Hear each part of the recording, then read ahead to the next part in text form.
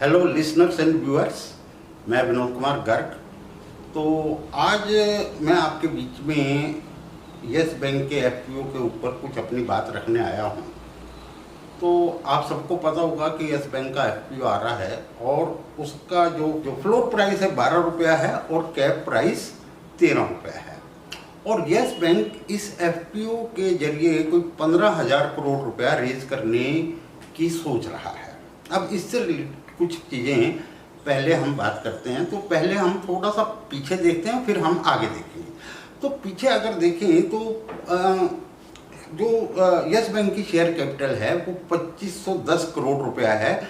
आपको याद होगा कि पिछले दिनों स्टेट बैंक ने और कुछ और बैंकों ने यस बैंक के अंदर जो है कैपिटल इन्फ्यूजन करा था। तो इस कैपिटल इन्फ्यूजन की वजह से यस बैंक की शेयर कैपिटल जो है वो 2510 करोड़ रुपए हो गई है।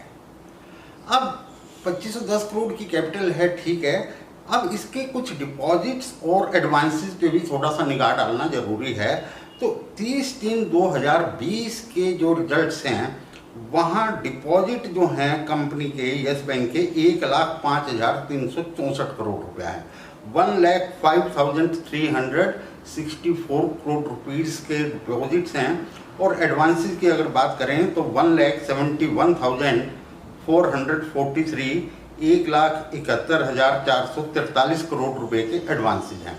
तो यहाँ एक बात बड़ी, आप अगर बैंकिंग को समझते हो तो एक बात बड़ी आपको क्लियरली दिख रही है कि एडवांस और डिपॉजिट के अंदर एक बहुत बड़ा मिसमैच है। तो ये एक कॉज ऑफ कंसर्न है जो भी बैंकिंग को एनालाइज करते हैं उस एंगल से। खैर, अब हम अगर इसकी मौजूदा भाव की बात करें तो आप समझो कि 10/7/2020 शुक्रवार को कंपनी का जो मार्केट कैप है वो रहा है 32,066 करोड़ रुपया। तो 32,066 करोड़ रुपए में आप समझो कि एक ऐसा बैंक मिल रहा है जिसके पास डिपॉजिट्स जो हैं मात्र 1,05,364 करोड़ रुपया है। तो इस एंगल से मार्केट कैप भी मैं थोड़ा सा स्ट्रेच मानता हूँ, थोड़ा सा बढ़ा हुआ मानता हूँ। खैर, अब सवाल ये है कि इस एफपीओ के आने से आप क्या उम्मीद कर सकते हो। ये ठीक है, 12 रुपये में या 13 रुपये में एफपीओ आएगा तो नए इन्वेस्टर को 12 या 13 रुपये के अंदर शेयर मिलेंगे। और वो 12 या 13 रुपये का जो भी कंपनी डिसाइड करेगी, तो मैं इसको सपोज करके चल रहा हूँ कि कंपनी शायद 12 रुपये में ही ये शेयर इशू करेगी। इतना कोई एंथुजियास्टिक रिस्पांस इसको नहीं मिलने वाला है। तो अगर 12 रुपये के 12 रुपये के कट ऑफ प्राइस पे कंपनी शेयर इशू करती है और 15,000 करोड़ रुपया रेज करने में सफल हो जाती है, तो कंपनी की जो शेयर कैपिटल जो अभी 2510 करोड़ रुपया है वो पोस्ट एफपीओ आने के बाद 5,000 करोड़ से ज़्यादा हो जाएगी। शेयर कैपिटल की मैं बात कर रहा हूँ। और अब क्या आप समझते हो कि जब ये कंपनी की जो शेयर कैपिटल है 5,000 करोड़ हो जाएगी तो क्या शेयर प्राइस यही रहेगा जो अभी चल रहा है 25 रुपये के आसपास, 25-26 के बीच का जो प्राइस है, क्या ये मेंटेन करेगा या ये शेयर प्राइस टूटेगा। अब दोस्तों सवाल यहाँ ये है कि मैं 32,000 करोड़ रुपये भी इस मार्केट कैप को थोड़ा सा स्ट्रेच समझ रहा हूँ। जिस किस्म से कंपनी की बैलेंस शीट है, जिस किस्म से कंपनी के जो एक्टिविटी हैं और जिस किस्म से कंपनी का नाम है, तो डेफिनेटली ये वैल्यूएशन तो नहीं रहेंगे, ये शेयर प्राइस तो नहीं रहेगा।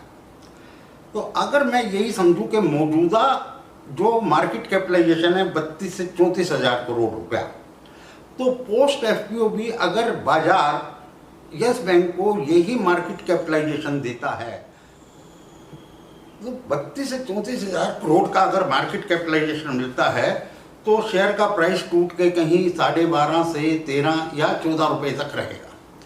अब जो नए जो इन्वेस्टर हैं जो एफपीओ के अंदर अप्लाई करेंगे उनको तो चलो थोड़ा सा गेन मिल सकता है, लेकिन जो एग्जिस्टिंग शेयर होल्डर हैं उनकी जो वेल्थ है वो आधी रह जाएगी।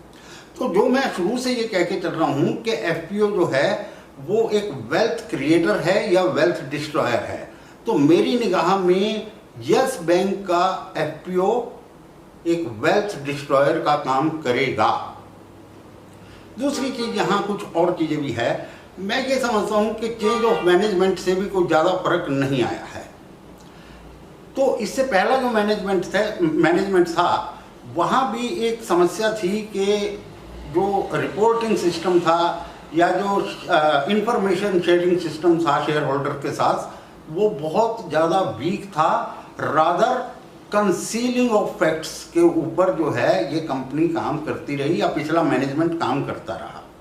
अभी अगर हम मौजूदा मैनेजमेंट की भी बात करें तो यहाँ भी कहीं ना कहीं मैनेजमेंट कुछ चीज़ें पब्लिक के साथ शेयर नहीं कर रहा है।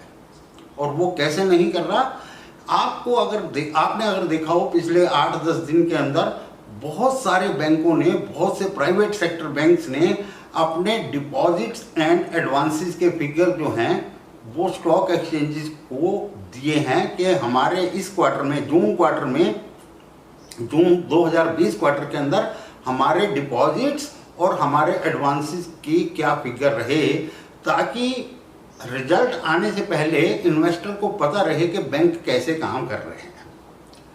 और जबकि यस बैंक एफपीओ ला रहा है तो यस बैंक की एक, मैं समझता हूँ ये एक मॉरल एक ड्यूटी बनती थी और कि भाई ये अपने एडवांसेस एंड डिपॉजिट की फिगर जो है स्टॉक एक्सचेंजेस के साथ साझा करे और पब्लिक के साथ साझा करे और शेयर होल्डर के साथ साझा करे।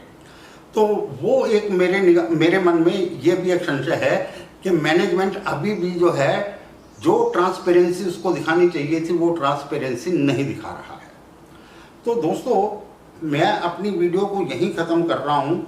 ये मैं आपके ऊपर छोड़ता हूँ कि आप मतलब इस एफपीओ को अप्लाई करोगे या नहीं करोगे। मेरी इस पर कोई रिकमेंडेशन नहीं है, ना ही मेरी कोई रिकमेंडेशन जो एग्जिस्टिंग शेयर्स हैं उनकी बाइंग और सेलिंग के ऊपर है। ये केवल एजुकेशन पर्पज़ के लिए मैंने ये आपके साथ कुछ इन्फॉर्मेशन, कुछ डाटा साझा किया है। दूसरी चीज़, मैं यहाँ एक और मतलब डिस्क्लेमर दे दूँ कि मैंने अपनी पूरी लाइफ में एक भी बार यस बैंक के शेयर ना खरीदे हैं ना बेचे हैं। यस बैंक की वजह से मेरे को कोई ना नफ़ा हुआ है ना नुकसान हुआ है। तो ये एक स्टैंडर्ड डिस्क्लेमर है। ये जितना भी मेरा कंटेंट है ये केवल एजुकेटिव पर्पज़ के लिए है, एनालिटिकल पर्पज़ के लिए है। So thank you listeners and viewers. दूसरी चीज़ ये है, अगर मेरी वीडियो आपको अच्छी लगी हो तो उसे शेयर जरूर कीजिएगा।